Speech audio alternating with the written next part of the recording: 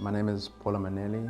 I am an obsessive compulsive drawer and sketcher and doodler and mark maker. But I think the most apt description for what I do, I guess, would be illustration. So I'm an illustrator. I think for me, illustration started with drawing.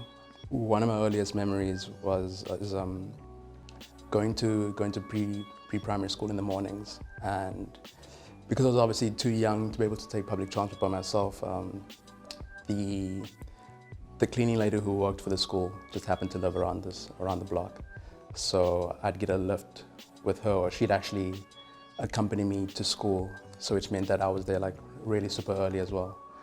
And the only other person that was there around that time in the morning as well was the son of the principal. And so he was older than I was, and he was already into like drawing and drawing cartoons specifically. So like we chill together in the mornings, and I don't recall how it exactly started happening, but like I just remember one day he started teaching me how to draw the Teenage Mutant Ninja Turtles. You know, so my introduction to drawing was through that kind of more pop culture stream of things.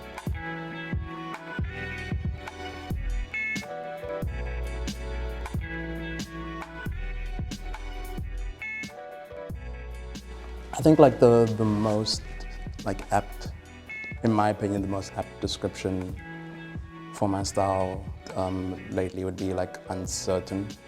I think I used to be like the kind of illustrator who's like very adamant and hell-bent on having a specific style, you know, that made you recognizable and stood out from everyone else. And traditionally, like illustrators, you know, like they carry their styles with them to the grave, you know, because that's their signature. The ideal is always to get to a point where you can, you know, put up a piece of work and not have to sign it at all. But because the style is just so recognizable, people would immediately know who it's by. I think my favorite thing about being an illustrator is probably how much stuff you can get away with within the medium itself without people taking notice of it, you know. So, and what I mean by that is like it is, at least yeah, I think it is generally known as like quite a subversive, tongue-in-cheek kind of medium, and I think a lot of that is to do with the fact that there's so much opportunity to embed a lot of quite potentially abrasive stuff in there, and just have it like circulate for years and years and years before anybody actually comes around and notices like, hey, there's something a little bit off about that. So I mean, I really like that aspect of it.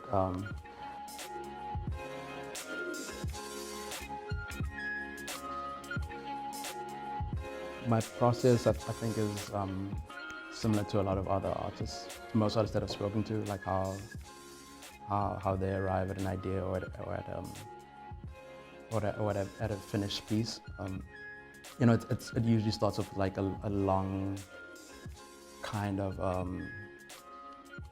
a long period of like having ideas that you just kind of let soak and you mull over like over, you know, extremely long periods of time.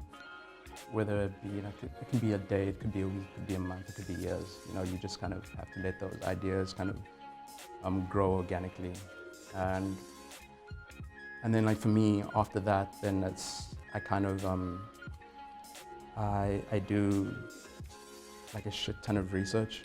You know, so like I'm big on references.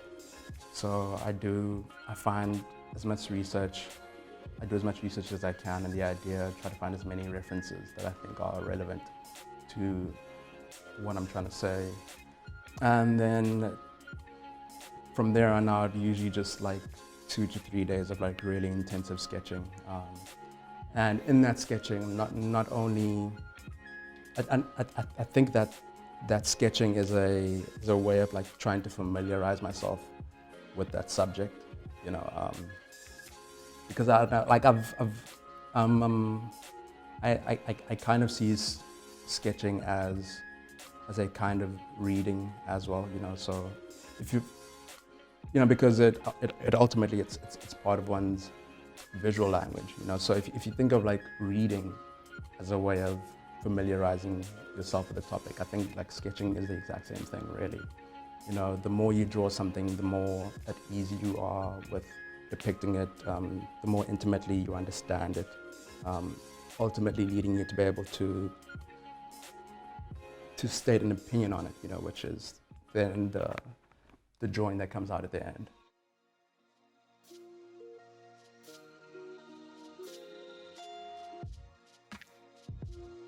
The only real advice that I feel qualified to give to anyone would be to kind of not do what I did, which was kind of get so wrapped up in the idea of all of the seductive things around the life of around what comes with being an artist, and to actually just like spend a little bit more time honing your craft. I just think that there are so many lessons that I'm still learning now about my work that I think I could have probably come to know about like a lot sooner. Had I not. I think like had I not gotten ahead of myself and been resistant to critique and other people's opinions and work, like I think I was just really delusional about where I thought my work was, and I think I just thought like I knew everything.